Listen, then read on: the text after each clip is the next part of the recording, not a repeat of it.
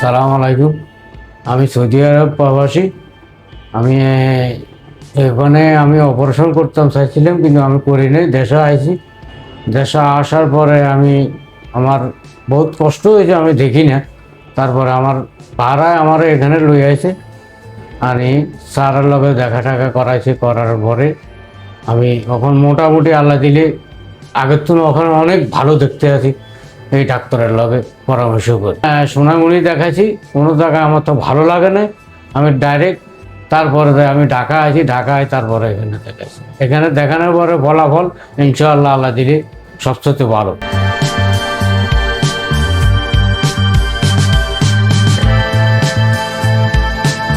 আসসালামু আলাইকুম। আমি ডক্টর আরিফ পাঠান কথা বলছি রেটিনা গ্লোকোমা সেন্টার নিয়ে। আমি কাজ করি রেটিনা নিয়ে। তো রেটিনা আসলে চোখের সবচেয়ে গুরুত্বপূর্ণ অংশ, যেখানে ছবি তৈরি হয়। তো রেটিনার মধ্যে যদি কখনো পানি জমে, কখনো রক্ত জমে, রেটিনার সামনে যদি রক্ত জমে অথবা রেটিনা ফেটে যায়, তখন আমরা আসলে ভালো দেখতে পাই না। ডায়াবেটিস একটা বড় কারণ, যেই কারণের মাধ্যমে চোখের রেটিনার মধ্যে রক্তক্ষরণ হয়। ডায়াবেটিস এমন একটা রোগ, যে রোগে শরীরের সমস্ত রক্তনালী পাতলা হয়ে যায়। এমনকি চোখের যে ছোটো ছোটো রক্তনালী আছে, সেই রক্তনালীগুলো পাতলা হয়ে যায়, লিক হয়ে যায়, রক্তনালী ফেটে যায়। ফেটে গিয়ে চোখের মধ্যে রক্তক্ষরণ হয়। সেই রক্ত যখন চোখের রেটিনার সামনে চলে আসে, তখন আমরা কিছুটা দেখতে পাই না। তো দেখতে না পারার কারণ হচ্ছে রক্ত।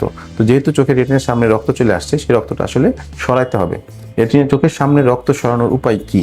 এটা যখন অল্প রক্ত থাকে, যেটা পানি অথবা আমরা রক্ত বলি, তখন ইনজেকশন দিলে এটা সরে যায়। কিন্তু যখন অনেক বেশি হয়ে যায়, তখন এটাকে অপারেশন করে ফেলতে হয়। তো আমরা বেশিরভাগ ক্ষেত্রেই ডায়াবেটিসের কারণে যদি রেটিনা যদি ফেটে যায় বা রেটিনার সামনে বেশি রক্ত জমা হয়, সেক্ষেত্রে আমরা অপারেশন করে রক্তগুলো বের করে দিই। বের করে দিলে আস্তে আস্তে চোখের রেটিনাটা আগের পর্যায়ে চলে আসে এবং দৃষ্টি অনেকটাই স্বাভাবিক পর্যায়ে চলে আসে। এবং এই চিকিৎসাটা এখন আমাদের দেশে অনেক ভালো হয়, বিশেষ করে রেটিনা চিকিৎসা। একটা সময় ছিল যখন রেটিনা চিকিৎসা আমাদের দেশে এতটা ভালো হতো না, মানুষ এই চিকিৎসার জন্য দেশের বাইরে চলে যেত।